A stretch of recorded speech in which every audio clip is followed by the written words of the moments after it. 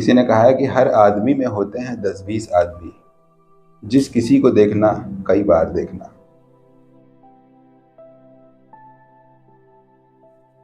ऐसे ऐसे तुम जो स्किन की बीमारियां देखते हो, कई बार देखोगे तो तुम्हें बारीकी समझ में आएगी।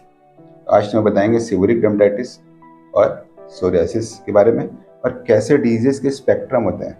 कई बार आपके पास इंफॉर्मेशन नहीं होती है, तो डायग्नोसिस बाय एक्सक्लूजन क्या होता है। इस सारी चीज़ों को रूल आउट करके हम इस नतीजे पर पहुंचते हैं कि ये चीज़ ये है।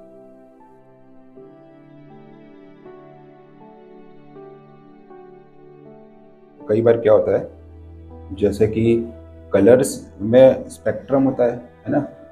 थोड़ा फेड होते होते होते होते दूसरे कलर बनते हैं, 7 रंग होते हैं, वो एक स्पेक्ट्रम होता है। थोड़ी फ्रीक्वेंसी चेंज होने से कलर बदलते हैं।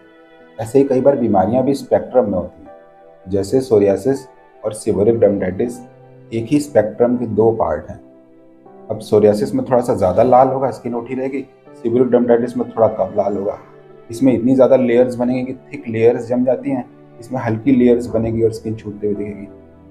सोरियासिस में इतना ज़्यादा होगा कि सर से शुरू होगा तो पूरे बदन में फैल जाएगा, और सीवरिक dermatitis सर में शुरू होगा और सर के आसपास थोड़ा फेस तक ही रह जाएगा, थोड़ा चेस्ट में आ जाएगा, पूरा नहीं आएगा। और दोनों में मेडिसिन भी उसी स्पेक्ट्रम में यूज़ होती हैं। किसी दवा की इतनी मात्रा से ये चीज़ ठीक होगी, उसी दवा की इतनी मात्रा से ये ठीक होगा।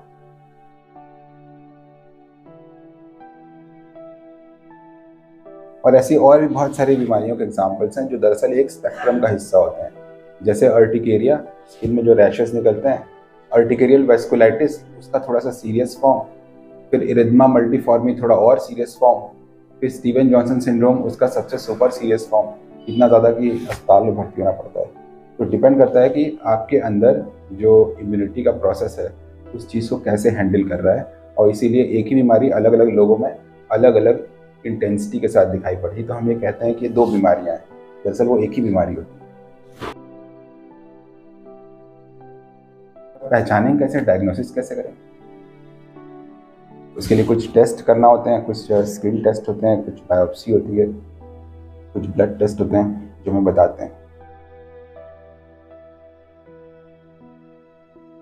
डायग्नोसिस के लिए बड़ी इंटरेस्टिंग चीज़ बताते हैं। किसी चीज़ को पहचानना हो, कैसे पहचान सकते हैं, या इंफॉर्मेशन जो हमें मिलती है उससे हम कैसे पता करें कि क्या चीज़ है। इसके बारे में बड़े पुराने ज़माने में हम लोग क्या कुछ चीज़ें कहेंगे, बड़ी इंटरेस्टिंग चीज़ है। कुछ बीमारियां तो आप कैसे डायग्नोसिस करते हो, प्रत्यक्ष प्रमाण है कि भाई बाल झड़ रहे हैं, दिख रहे हैं, इतने बाल झड़ रहे हैं तो हेयर फॉल है। तो इसमें कौन सी बड़ी डायग्नोसिस करने की जरूरत है ना। तो दिख गया वो है। फेस पे पिंपल्स निकल रहे हैं, दिख गया कि पिंपल्स निकल रहे हैं। दूसरा चीज़ होता है जिसको हम बोलते हैं अनुमान प्रमाण, कि हमें दिखता नहीं है पर फिर भी हम डायग्नोसिस करते हैं। क्या आपको रात में ज़्यादा खुजली होती है, तो हमें कोई स्केबीज या कीटाणु दिखा तो नहीं, लेकिन हम अंदाज़ा लगाते हैं कि अच्छा ऐसा होता है तो ज़रूर आपको स्केबीज होगा, है ना। या फिर कोई आदमी दिन भर नहीं खाता है लेकिन मोटा है, इसका मतलब रात में खाता होगा।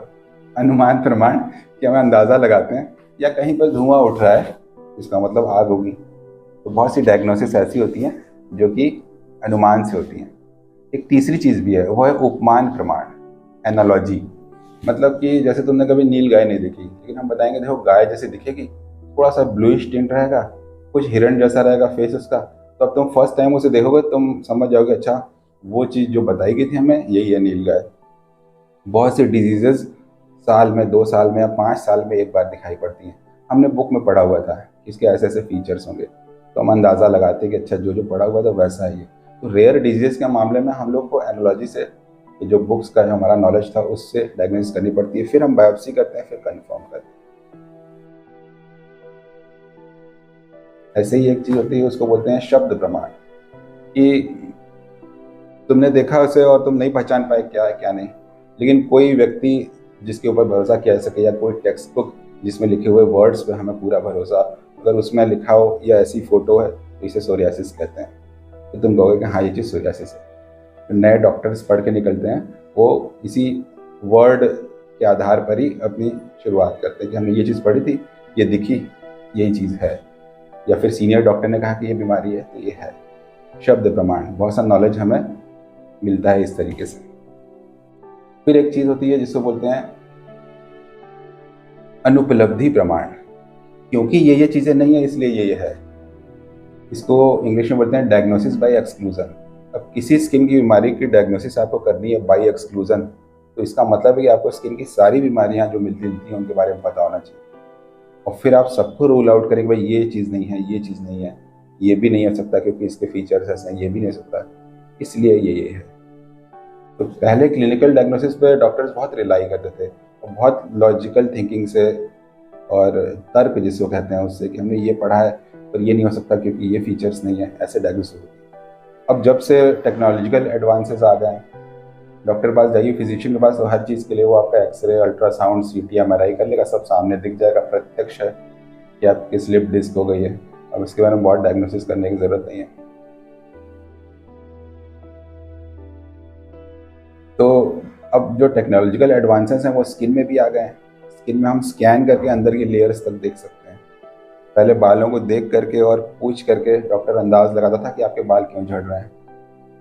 अब हम टेस्ट करके पता कर सकते हैं, एग्जैक्ट रीज़न पता कर सकते हैं कि इस वजह से, और इसके फ़ायदे भी हैं। जब हमें एग्जैक्ट रीज़न पता होता है तो फिर उसका इलाज भी सही होता है। तो जो डेंड्रफ हो रहा था वो कुछ लगाना शुरू कर दिए दवाई? शैम्पू सर लगा रहे हैं, कुछ कम हुआ? दवा भी लगा रहे हैं। अभी तो सर नहीं पता लग रहा है, छोटा बाल है इसलिए नहीं ऐसा कुछ लग रहा है।